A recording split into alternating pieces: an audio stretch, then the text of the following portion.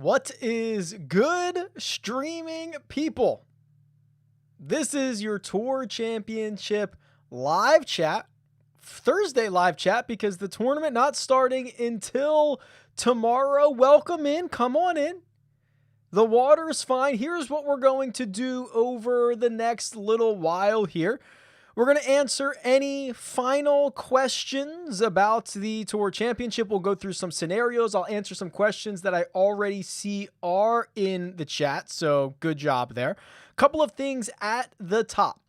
If this is something you enjoy or something that you want to see moving forward, there is one way to tell me that. Hit the like button. That is how I'll know. Okay? If this is something that works out, maybe we can do it on a more regular basis. Secondly, if you do have questions, drop them in the chat right now. I will do my best to go through as many of them as possible. Just try to stay for, I don't know, we'll see how long it is. See if I can stay here for an hour or so and just answer as many questions as I can. Next up, the one and done. If you want to be involved in the Run Good one and done, in which at last check there were 209 entries, something like that, go to rickrungood.com/OAD. That is where all the information is going to be for the one and done. It starts next week, but the deadline to sign up is tomorrow, Friday, 10 p.m. Eastern time.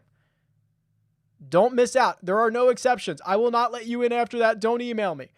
It's all good, but you got to join by tomorrow night. Two more pieces of information here before we jump into the questions, the comments, all that stuff. Rory McIlroy, if you didn't see, had his baby girl on Monday. All reports are, there was a report that Rory was on site at East Lake and he was going through his COVID testing. So by all accounts, I'm going to move forward with the idea that Rory McIlroy is playing the Tour Championship, and I have no other reason to believe that he is not going to play otherwise. Additionally, while we expect East Lake to always play fairly difficult, and I still think it will, early reports, Mark Immelman joins us on the First Cut pod, was letting us know that it was pretty soft there this morning. Okay, that means greens were very receptive. It means fairways were not rolling out. That can change in a blink of an eye on the PGA Tour. If you're not familiar with how quickly these conditions can change, it's not a big deal. It might play a little bit easier. It was still one of the more difficult golf courses on tour last season. So just throwing that out there, letting you know where the course is at on a Wednesday morning or a Thursday morning, excuse me, and you should know about it. Okay. A couple of other things. I'm going to jump into the questions here in just a second, but I do want to talk through, I got a lot of questions all week about the matrix that I put out on, I debuted it on, actually this is from last year, but I debuted it on the DFS video and you're looking at it right now. And this is, if you go to rickrungood.com, on the cheat sheet, you can download this matrix and you can play around with it yourself. I got a lot of questions about this week. This matrix for me is a way that I can use this to see what the possible range of outcomes are. So I can change what type of finish I expect a golfer to have and see where it changes their ranking. So we'll jump into this more in a second, but very quickly, Harris English, if he has a 50th percentile performance, that is an average performance, he would finish 8th. If he has a 75th percentile performance, he would finish 4th. So really, the main takeaway for this is not everyone can win this golf tournament based on these starting strokes. Now, if you don't care about them winning, that's a little bit of a different story. So we'll use this matrix quite a bit as we go through some of the questions, which I want to jump into right now. Garrett Mays asks, choose a better 4, Bryson, Morikawa, Hatton, or Hughes, or Reed, Rory, Todd, Hatton.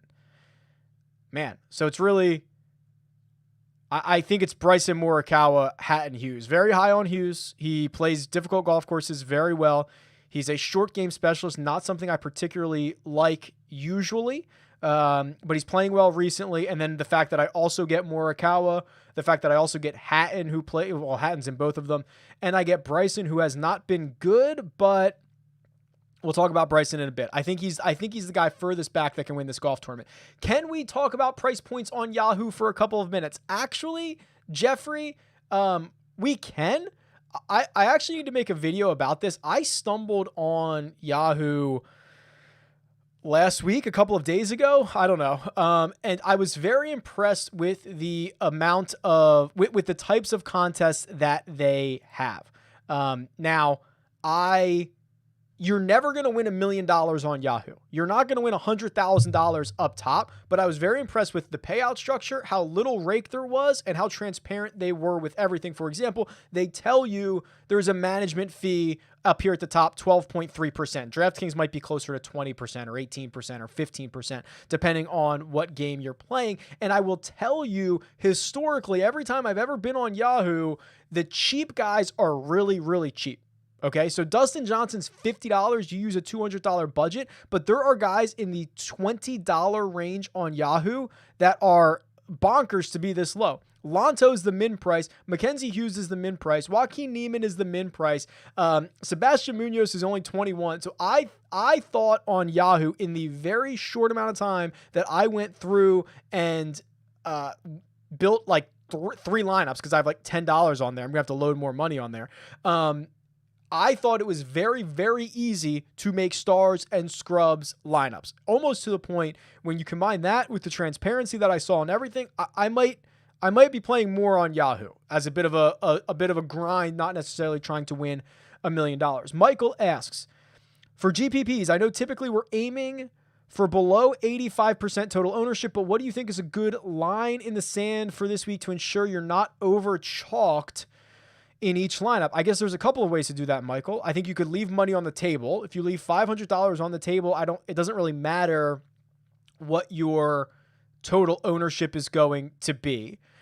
Or I think you could, and I actually think, 85 might be closer to 100 this week, because if we look at what the projected ownership is, and this is on RickRunGood.com, this is on the cheat sheet, because you're going to have 6 out of 30 golfers, you're going to have, 20% of the field in every single one of your lineups. Ownership in general is just going to be a lot higher. So there are, every single golfer except Mark Leishman is projected to be over 10% owned. So you might be looking at maybe 100% ownership this week as an opportunity to kind of stay on the non-chalky side, if that makes sense. All right, what are my feelings on Bryson? This is from Paul. So let's talk about Bryson. Paul says he hasn't heard much chatter this week. Then you might not have been listening to me, Paul. I mean, I feel like I've talked about Bryson quite a bit, but here's the thing. Has Bryson been good? No, he's been terrible. His approach game, his irons have been brutal. He's been complaining about something he's calling a little weird side spin action or whatever. You know how Bryson is. I do believe, and I made this kind of not prediction last year, but I made this statement last year that based on the Matrix, Rory McIlroy was the furthest guy back who could win the golf tournament. Now, he made that prophecy come true, and we've only had 1 year. But looking at this, and I don't think he's going to necessarily win it, but I think Bryson is the furthest back of anyone who can actually win this golf tournament. I don't think anybody else below him or at the 4 unders can actually win. And the reason I think that is this. So if I change Bryson's percentile finish this week to 70, what can I get? 76? 75? All right, 76. So if he has a 76th percentile performance and every other golfer in the field plays to their average, which I know is not going to happen, but that is Bryson gaining about 11 shots on the field. Okay, so we have to think, can Bryson gain 11 shots on the field in a single week? Well, we don't have to guess. We can look at this, and we can go to the strokes gain database, again, rickrungood.com, and we can look up Bryson's career or his season alone, his 2020 season alone, he has gained 11 or more strokes 5 times. 5 times in the 2020 season alone, he has had the type of performance that I believe it's going to take for him to at least have a chance to win this golf tournament. Now, he might need to gain more than that, depending on what the guys ahead of him do, but he has the ceiling. So, Paul, I'm not thrilled about Bryson, but I see that he has the ceiling. Rory McIlroy, new dad, has to be a favorite. He is not the favorite, maybe without strokes. He's like the third or fourth favorite, but I do love the baby swag. On FanDuel GPP, would you go with JT, Bryson, or neither? I guess JT. I don't know what neither of my other options are. Anybody? Rom? Maybe? I don't know. I'd probably go with JT over Bryson, though I'm not particularly thrilled to play either. Kisner, I do think is just a fine play. Let's pull up Kisner. Let's pull up Kisner on the Holy Grail here since the restart. Let's see what Kisner's been up to.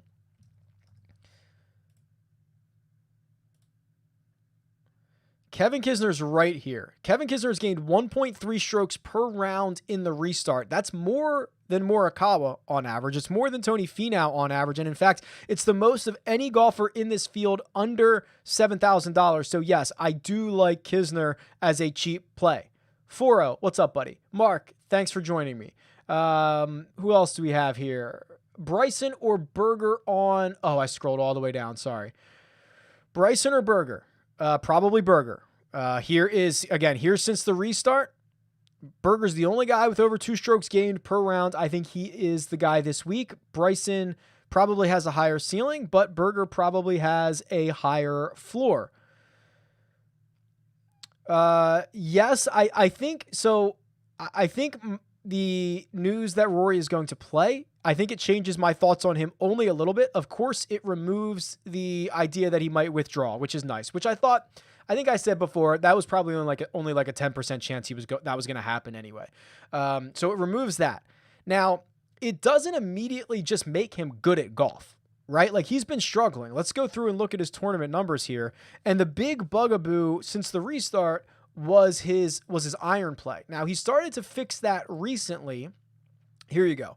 So, am I on Rory? Yeah, I am on Rory. Okay. So he hit his irons much better than Northern Trust. He hit them tour average at the BMW Championship, which is a little bit disappointing. But the driver was back, and we know he's been tinkering with that driver. So I don't think that just because Rory gets baby swag, it changes my idea a whole lot. But he is someone that I think is trending in the right direction a little bit. He's just got to figure out those irons. Have I chose the winners for the one and done free ticket? No, not yet. I'll probably do that tomorrow. Good question. If you want to enter that, go to the DFS preview video from this week on Monday, learn all about the one and done, enter the draw to get involved, and it'll be a good time.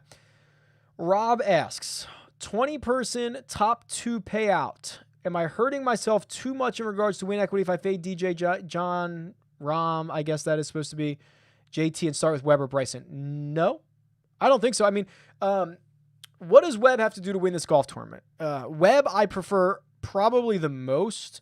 I think he's in a really good spot here. So here's Webb.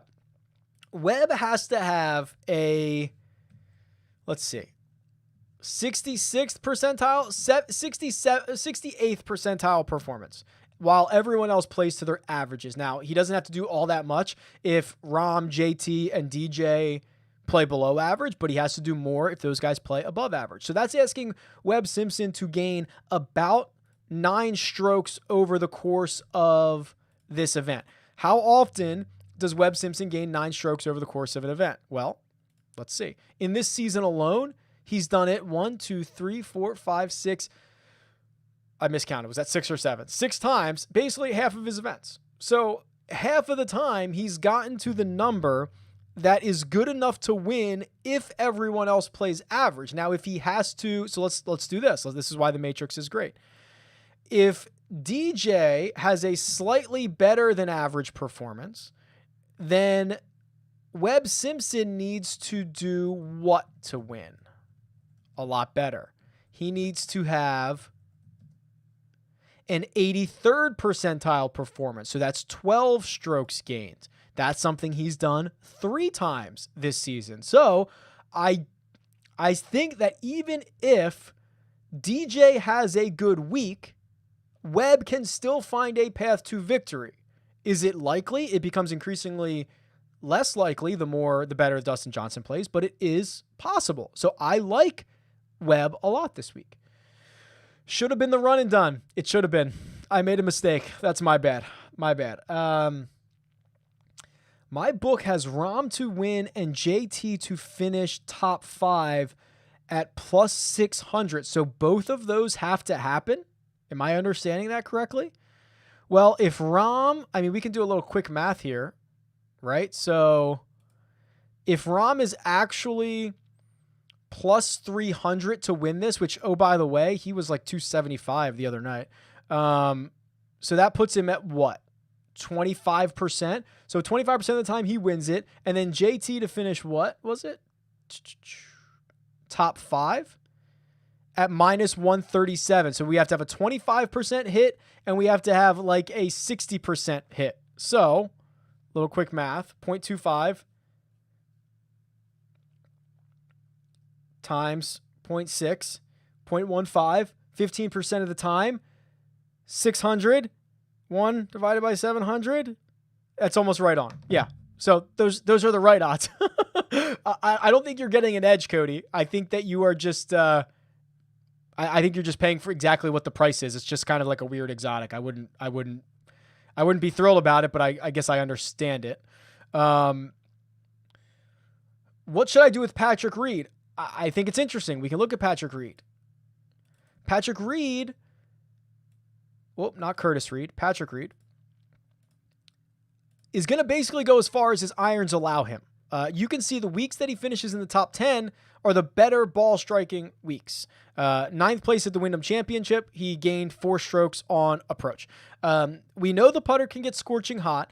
I think the good news, if you want to play Patrick Reed, the good news about that is he has historically in his career gone multiple weeks in a row where he's played very poorly, and then he just pops up and has a good week. Now, he's had 2 back-to-back weeks here in the playoffs where he hasn't played all that well, but I think he's one of the few guys that bucks the trends of if he's not playing well, he gradually plays his way back into it. That's not really the way Patrick Reed does it. He kind of pops off every now and then, so I think that's fine. Let's see. Do I think Morikawa has a shot to take it? Sure. Yeah, he's won like twice in his last 6 starts, so I certainly think he has the upside to win a golf tournament. He hasn't been playing as well as we would have liked to have seen here in the playoffs. Now, you can call that a little bit of a hangover, although I will tell you this. Let's look at his round by round, because I think he got stronger as the week went on at the BMW Championship. Yeah, and he did. You can see his first 2 rounds, 76, 73, was terrible with the driver, was average with his irons. That's rare. Then in the 3rd and 4th round, he became much more of what we're used to with Collin Morikawa, which is he hit his driver extremely well and he hit his irons beautifully. That's what we would expect. So if you want to take a little bit of momentum from the weekend at the BMW Championship with Collin Morikawa, I certainly understand that. Thoughts on Scotty this week? Scotty Scheffler, he is, let's see, I think he's 8,900, 9,000. What's his price? 7,900, excuse me. I think he's fine. I have him as one of the higher owned golfers at 28%, behind only maybe Finau, Xander Schauffele, Daniel Berger. So a lot of that ownership being sucked up into the top of the 9, bottom of the $8,000 range, which I think makes sense, right? Because the other guys are Brendan Todd, Sung J M, and then Harris English and Patrick Reed on the other side, which isn't as enticing. I do think it is a sneaky kind of pivot to take Brendan Todd over Scotty Scheffler. The only thing I really like about Scotty a lot is his ability to go insane, right? When he shoots a 59, he has the ability to go really low.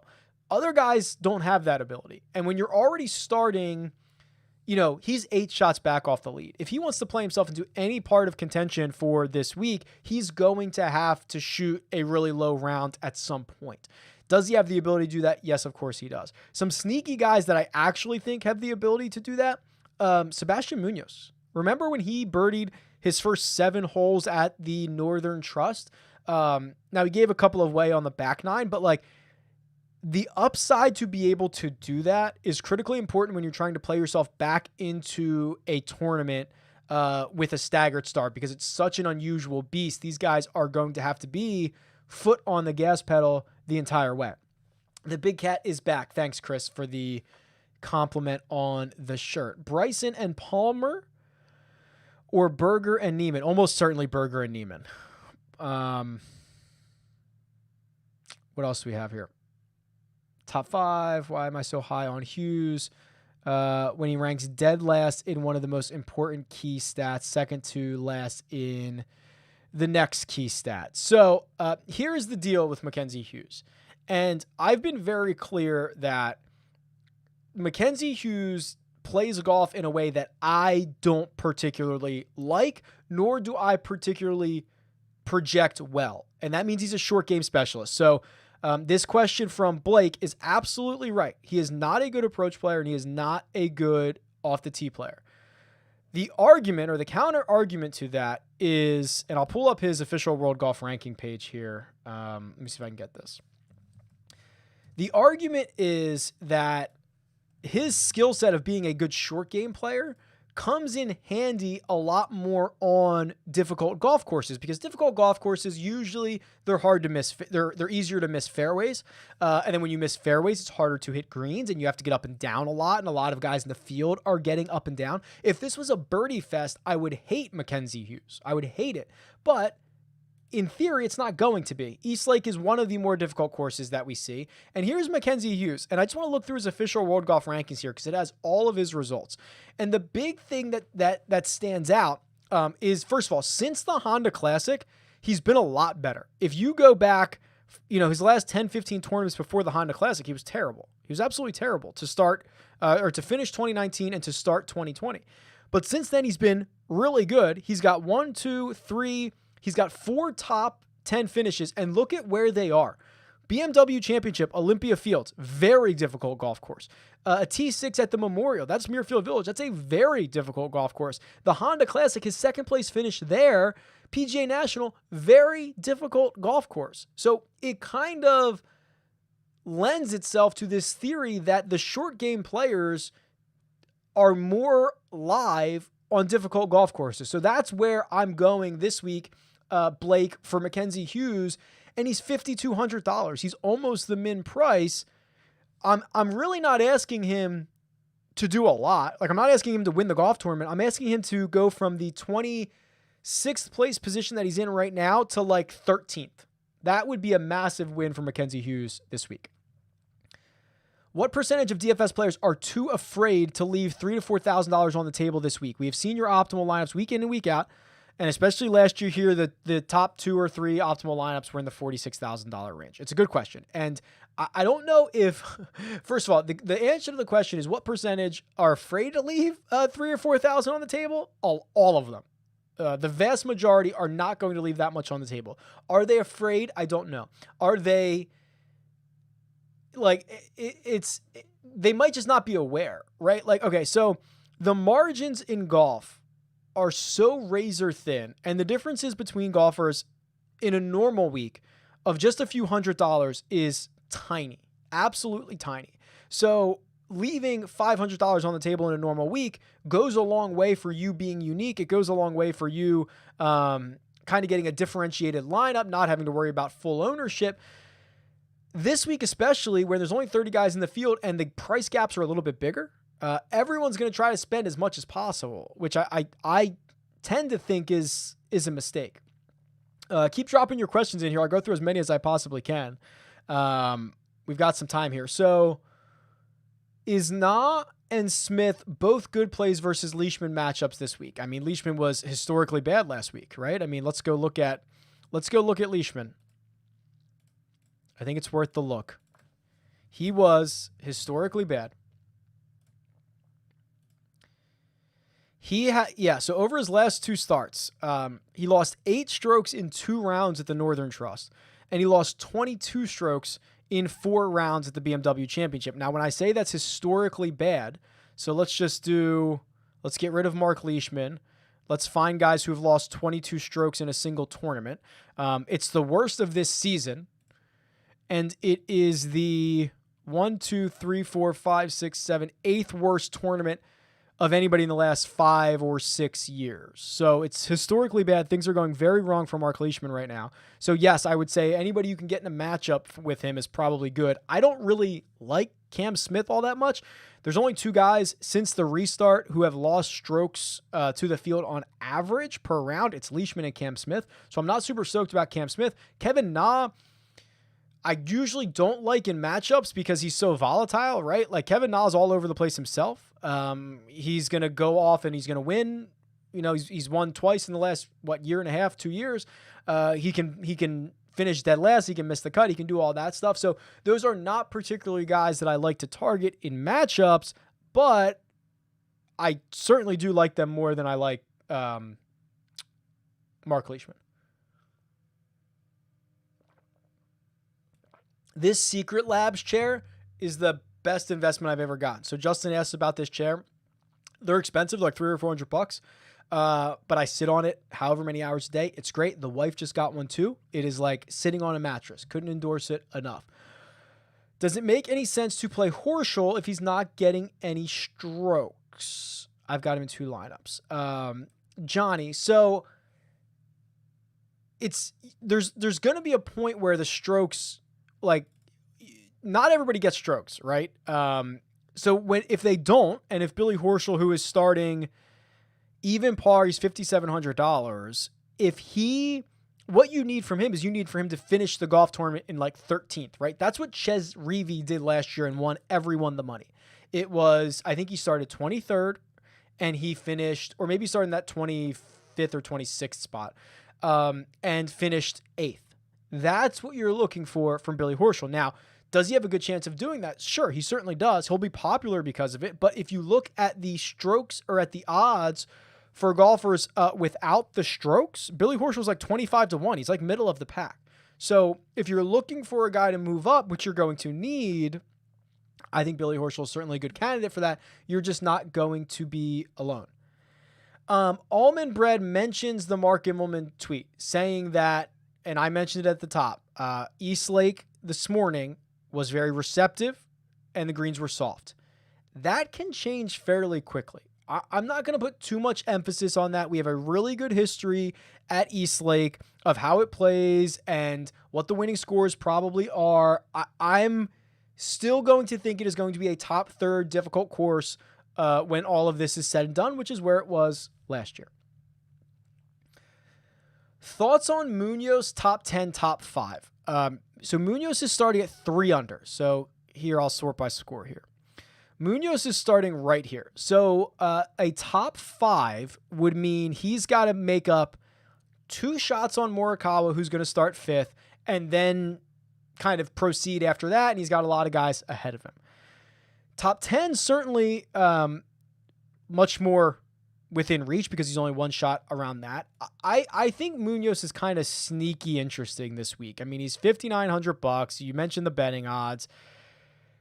He's been better than I want to give him credit for. I mentioned the 7 straight birdies he made at the Northern Trust, which is a really good sign. He finished 8th at the BMW last week. He finished 18th at the Northern Trust. He was actually pretty good at Wyndham for the first 2 days before giving it away on the weekend. So you could argue the last 10 rounds of Sebastian Munoz's stretch here have been pretty good. And actually, we can do this. So let's go back to the Wyndham. So the Wyndham was 816.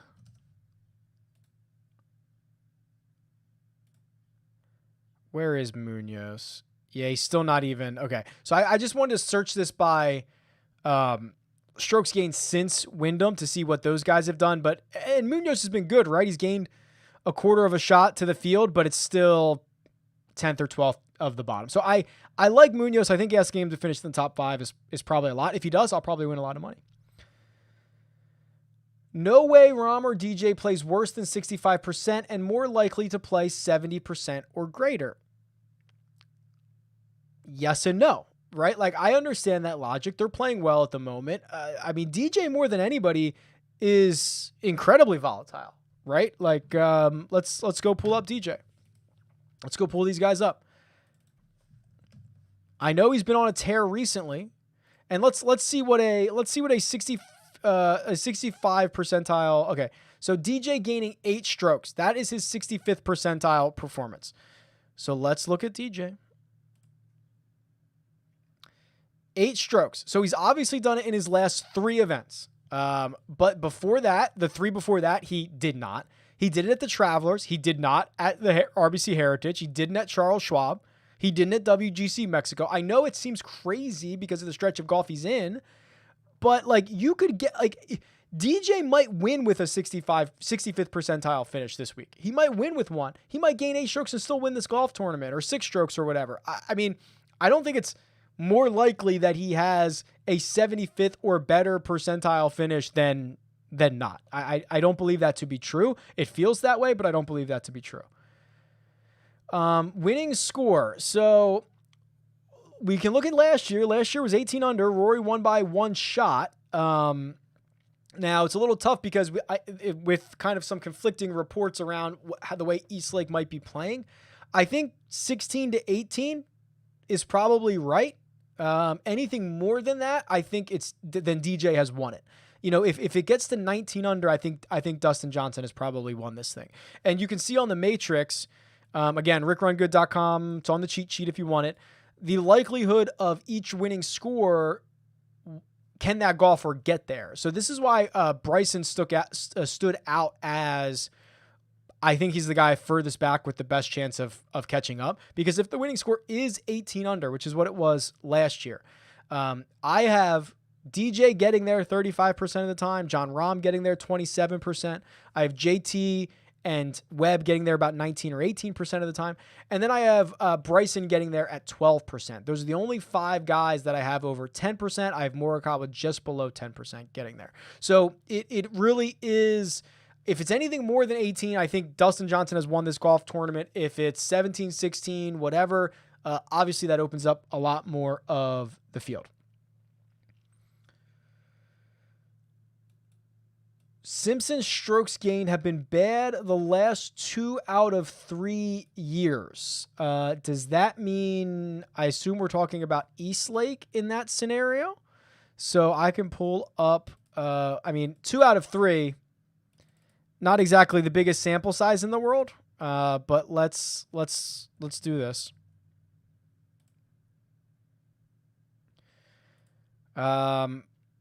He's gained strokes. He gained strokes in 17. He gained strokes in 18. He lost strokes last year. And I would argue like he's better now than he's been probably in his entire career. I don't know. I'm not too worried about that. Does core cascading make sense? Interesting. So if you're not familiar with the core cascading method, this is something that it's on the YouTube channel. You can go find this.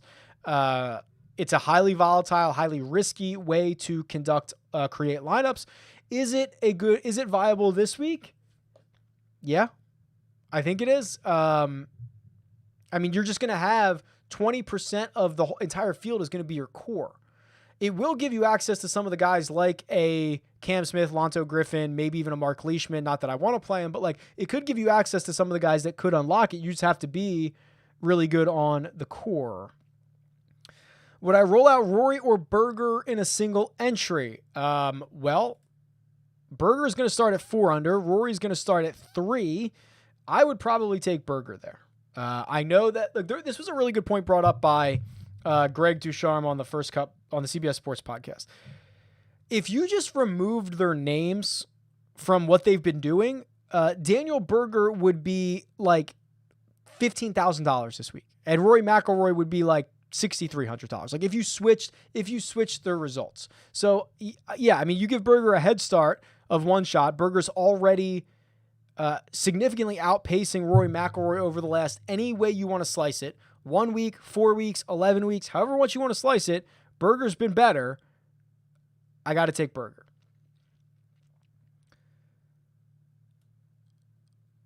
Fade Reed. Okay. That's just a comment that says Fade Reed. What pair is better in a DraftKings GPP? Morikawa and Kisner or JT and Munoz? Wow. Interesting. I would probably, this is close. I'd probably take Morikawa Kisner. Morikawa, we showed kind of the trends a little bit. Last couple rounds, he's getting it together. Kisner, we talked about, he's been great. JT hasn't been as good, but obviously has more upside than Morikawa does, even though Morikawa's won twice in his last 6 starts.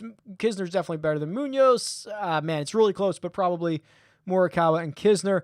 What do I think of Palmer? I like Palmer. I've gotten him wrong a couple times over the past couple of weeks, but if you look at what he's done since he missed the cut at the workday.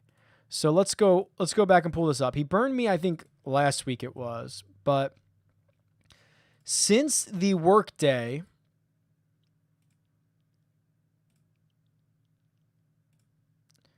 Ryan Palmer has been very good. He finished like second at the Memorial. Here we go. So he finished second at the Memorial, 15th at the WGC, 43rd at the PGA, 8th at the Northern Trust, and then that was the first time last week he lost strokes to the field since the Memorial. So you could certainly feel a bounce back week coming because he didn't play all that terribly. Lost 2 strokes putting, lost less than 1 overall. I think that's fine. You could convince me over time to get back on Ryan Palmer here for this week. What do we got here? I'm between Palmer and Na. I'm worried about the ever-present Na withdrawal risk. Yeah, I'd probably just play Palmer there. I just talked about Palmer. Now there's like 9 Palmer questions in a row. Palmer or Lanto? That's interesting. So Palmer is going to start 1 under. Lanto is going to start 2 under. They are within $200 of each other. I am this is pretty on brand, but I'd probably go with Lanto here. I mean, he's playing well on difficult golf courses. So his 2 top 20s in his last 3 starts have been the PGA Championship and the BMW. Those are obviously Olympia Fields and TPC Harding Park. Those are going to be very difficult courses. I think he's got a little bit more upside. I don't know that. I don't know that to be true. I just think that they're very close. Palmer or Lanto's played better, a little bit better recently, and he starts a shot up. It's really close, but I'd probably take Lanto there. There's like 50 Palmer questions all in a row. Here we go. Here's a new one. Hovland or Niemann? Ooh, man. That's close. I love both of these guys. Let's look at Niemann here. And actually what we can do, this might be a good time to whip this one out.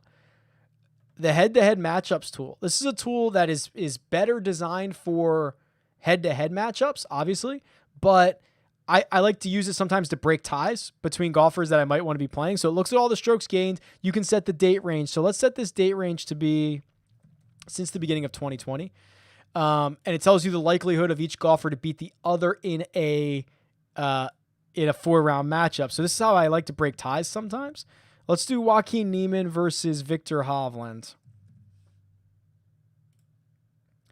All right, so I've got Hovland winning this 57% of the time. Now, where do they start? Hovland's going to start at even par, right? And Joaquin Niemann starts at 2 under. Man, so that's really tough because Hovland's better over time, but Niemann's got a better starting position. I think that the good news about Niemann is that a couple of things. Tee to green, he was best in the field last week, which is always awesome. Now, Hovland has historically been one of the better tee to green players on the PGA Tour. Niemann has been able to pop off from time to time. We saw him win the Greenbrier. We saw him try to charge up the leaderboard at the RBC Heritage before he finished in a tie for 5th. We saw him touch the lead last week. The only issue I have with Niemann is he's never been able to back those weeks up, right? So let's go look at Niemann here. The outlier weeks, right? So his outlier weeks are this one, military tribute at the Greenbrier. Then the next 2 weeks, he's dead tour average, and then he misses the cut a couple of times. Century Tournament of Champions, played well there. Next week, field average, finishes 57th at the Sony. RBC Heritage, that's one of the ones I was talking about. The next week, he loses 2 shots to the field. And then last week. So historically, he has not been able to back it up. So I think after I digest all of that, I hate to say it, it might have to be Victor Hovland. Mayo is a big fan of Hughes plus 1,000 top 10. Yeah, I mean, I've been beating the drum for Mackenzie Hughes all week long. No problem with that. 8.6K left for one spot on DK.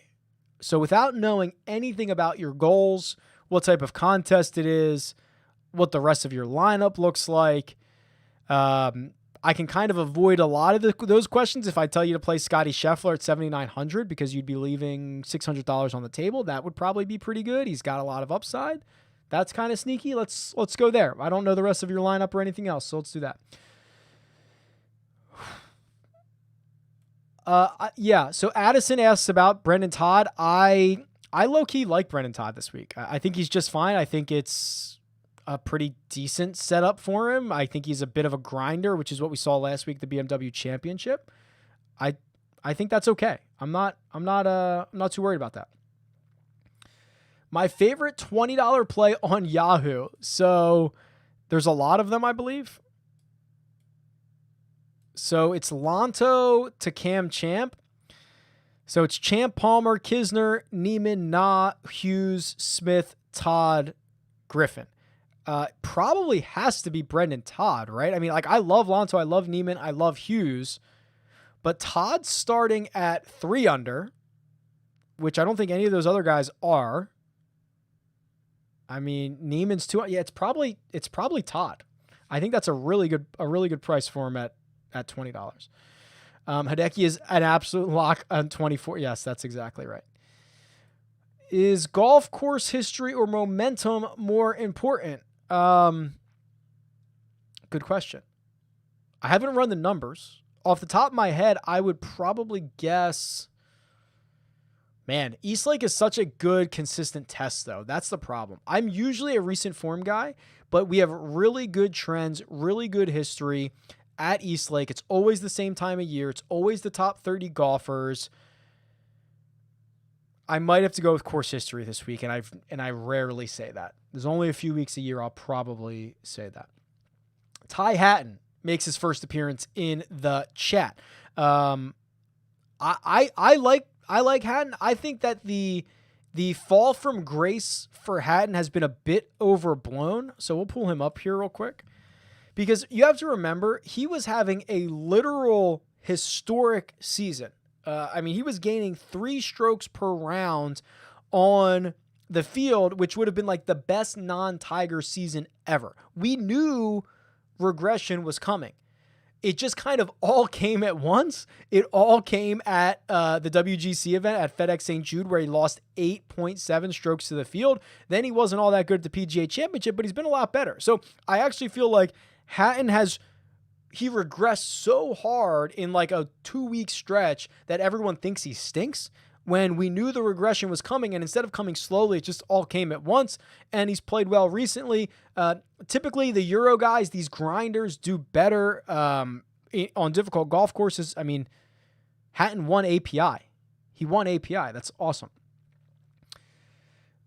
We've got about 17 minutes left. I'll continue to go through these, and then we'll go rapid fire towards the end, but I'll go through as many as I can. What has happened to Ancer? Let's find out. Unfortunately for Ancer, this is kind of a weird situation. So here's Ancer. Really bad around the greens at the BMW Championship. Pretty bad on approaches at the Northern Trust. Yeah, he just hasn't been good. The thing with Ancer, I think he's one of these guys who gets the absolute most out of his skill set. He's like 5'6", doesn't hit it very far, doesn't have a lot of talent, figures out a way to get himself to the top of the leaderboard. So I think you're going to have a lot of weeks like this where he just, the course might be too long for him. It might be too tough for him. But I'm really impressed with what a competitor he is. So I don't know if anything has happened to Abraham Ancer. This just might be who he is.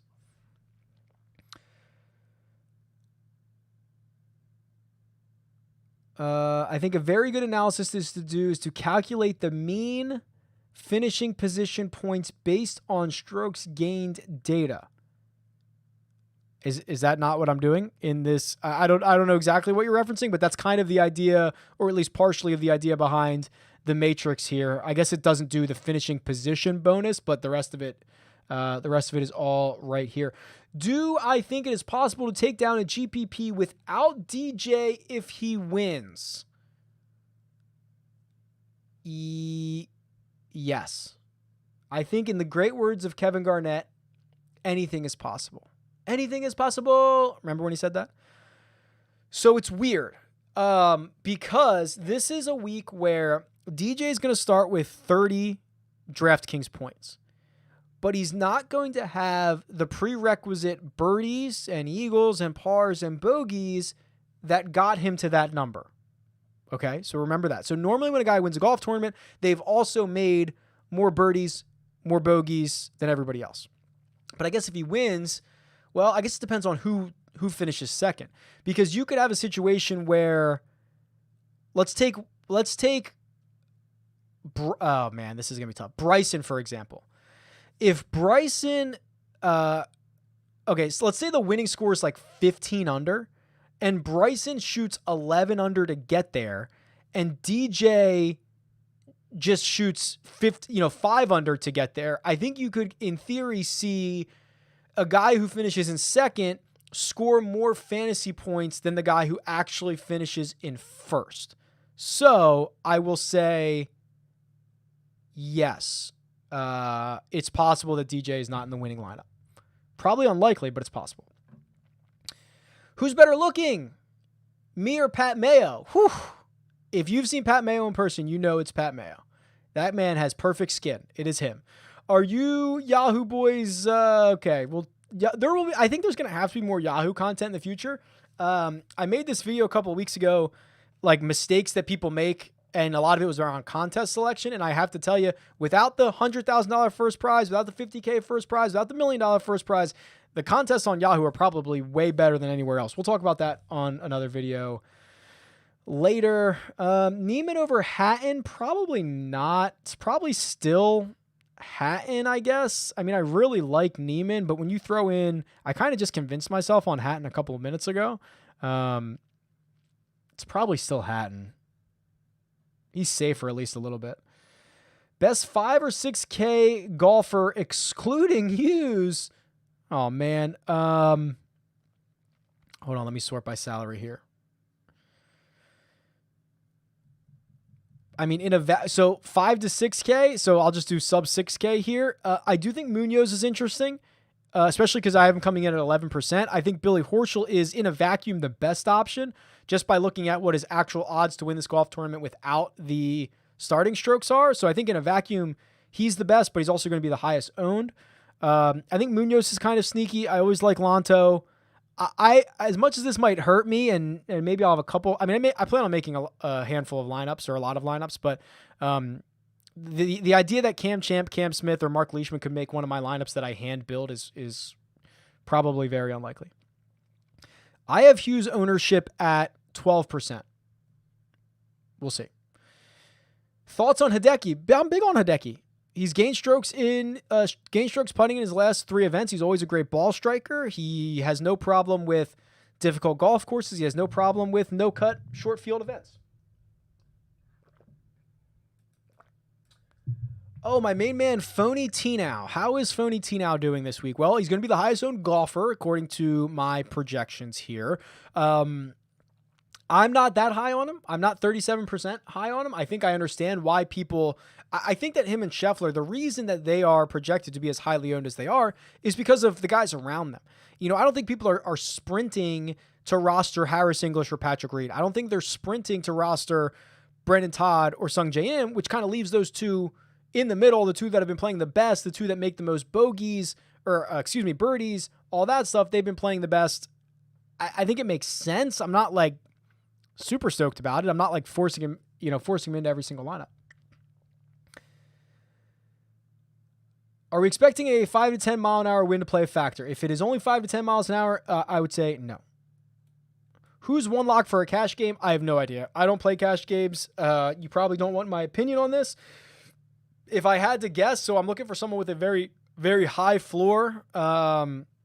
I mean, Billy Horschel, right? I mean, he's $5,700. He allows you to unlock everybody at the top, and he's like middle of the pack in odds in terms of without the stroke. So I guess it has to be Billy Horschel. But I don't think you want my cash game. I don't think you want my cash game opinion. There's some funny comments in here. Well, if DJ wins by 11 like he did a couple of weeks ago, he's certainly going to be the highest scoring golfer. He's going to be in the winning lineup. Rory and Palmer versus Finau and Niemann. It's got to be Rory and Palmer, right? I mean, Rory's way better than Finau is, especially now that we've got the whole birth thing out of the way. And Rick, good to see you, bud. And Finau versus no, I think it's still Rory and Palmer. Do I think Hideki is IB play at all? I don't know what that means. In play at all? No, I think Hideki's way in play. Yeah, I think Hideki's like massively in play. Yeah, for sure. I like Hideki a lot this week. Is fading the 5K guys a way to be unique? I guess it would make you unique.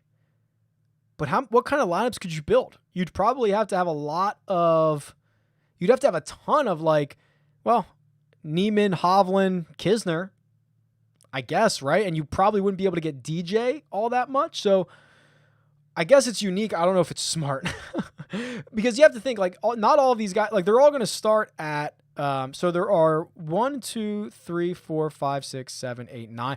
A third of the field is sub 6K. One of these guys is going to finish 13th, and he's going to be the guy that wins you all the money. So I don't think it's a great idea avoiding it. I am seeing Xander and Thomas over 30% ownership in other places. I have Xander at 31. I have JT at 27. That's pretty close. I mean, what I do is I've aggregated these ownership projections from a couple of different sources. I've graded them and I've passed the best along. So I wouldn't be offended if mine are wrong. I'm just kind of doing the grading process and passing along what I think the best are. Oh man. What do we have here? Rory wins by 10 this week. That would be very impressive. What stock are you buying after today's sell-off? What did DraftKings stock do today? I got to check my Robinhood app. Let's see. Did everybody get crushed today? Oh, yeah. Oh, everybody got crushed. You know what I bought? This might be a bad idea. I do not think I'm very good at stocks here. But when Twitter releases the subscription model, I think everybody's going to be all hot and bothered by that. There's going to be a good lather. All the investors are going to love that revenue stream. So I bought Twitter a while back. We'll see how that goes. Kisner or Billy Ho on FanDuel. They're both pretty much min priced. Wow, interesting. So, Kisner or Billy Horschel? They're both pretty much the same price. What's Kisner going to start at? Kisner is going to start at 1 under. Billy Ho at even par. I probably like Kisner. Way to differentiate a little bit as well. All right, we're about to wrap up here. A couple more minutes. So if you've got any rapid fire questions, get them in. I think I've covered, probably a ton of these, almost all of these. Thoughts on Hovland? I think Hovland's great. I think Hovland is a great tee to green player. I think that he is certainly one of the top candidates of golfers to move up from that 25th range to 15th, certainly. Simpson or Morikawa? I'm on the record saying I think Webb Simpson wins this, and I think 11-1 is a really good number, because everything basically went right for him last week. I think that only losing one shot at the Tour Championship, while by taking the week off last week is critically important, and his history at Eastlake. Let's go back on the history here. It was actually better a couple of years ago, but he's got 3 top 5 finishes in his last 6 starts here. And that includes one staggered start. He did not finish in the top 5. So it's hard to kind of blame him for that one too, because I'm not sure if he improved his position or not. So I'm very high on Webb Simpson this week. It's going to be difficult to get off of that. Any way to see last year's DK winning team? I don't have the winning team. I tweeted out the optimal lineups a couple of weeks ago. I'd have or not a couple weeks ago, a couple days ago. I'd have to go check that out. Talk about vacations. That's my wife in the chat. So we're going to take a vacation.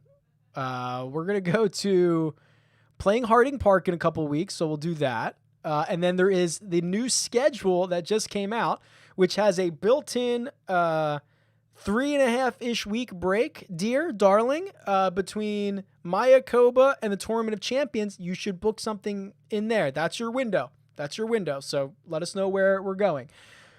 What percentage does JT have to play above his average to win this week? Let's see. Probably not that much. If everybody else plays to his average, JT gets there. Ooh, 63%, 64%, 64%. That is what will get JT to victory, assuming every single other golfer plays to their field average. Maui, we've got a vote for Maui in the chat. That is a front runner. Let me tell you that. And what if we go the week before Tournament of Champions? I think that's probably a good idea. Maybe we'll play it. We'll go. There you go. We've got a couple of votes for Maui. Okay, these are going. Keep saying Maui. Maybe we can get that on the docket. Morikawa plus 4,000. Good value as first round leader. Honestly, anybody at 40-1 in this. Oh, I guess that includes the strokes too. So hold on. I don't want to just throw that out there. Let me actually think about this. So Morikawa's at 5 back. Oh man, you're asking a lot to make up that many strokes in one round, and a lot of it's going to be dependent on what Jon Rahm and Dustin Johnson do. I will tell you, last year, Xander Schauffele, he made up 6 strokes on the lead in round 1. Brooks made up 3. They were 3. It was a 3-way tie for the first round lead last year with JT, but JT didn't go anywhere. He shot even par. So that's my only problem. So no, 40-1 is probably not a good bet on Morikawa from 5 back. A lot has to happen, unfortunately, for that to be possible. Okay, what else we got? I think that'll about do it. Anything else? I don't know. Maybe we'll go to Maui. I think Maui's got to be the play right before Tournament of Champions. We'll scout out the course. It will expense. It's a business trip, right? We're doing a little course scouting. That's what we'll have to do. A couple of things. If you enjoyed this, hit the like button. That lets me know. It lets me know you enjoyed it. Maybe we can do more of these over the next couple of weeks. We've got 50 golf tournaments on the PGA Tour next season. It's the super season. It's the most since 1975. There's going to be a lot of golf content coming. If you have not signed up for the Run Good One and Done, which should have been named the Run and Done, I'm a dummy. Make sure to go and do that. Sign up for that. You can go to rickrungood.com/OAD to sign up for that. You have until Friday evening at like 10 p.m. Eastern time. There are no exceptions, so go sign up. Other than that, best of luck this week. Thanks for joining me. Much appreciated. Maybe we will do more of this moving forward, but yeah, peace out. See ya. Good luck.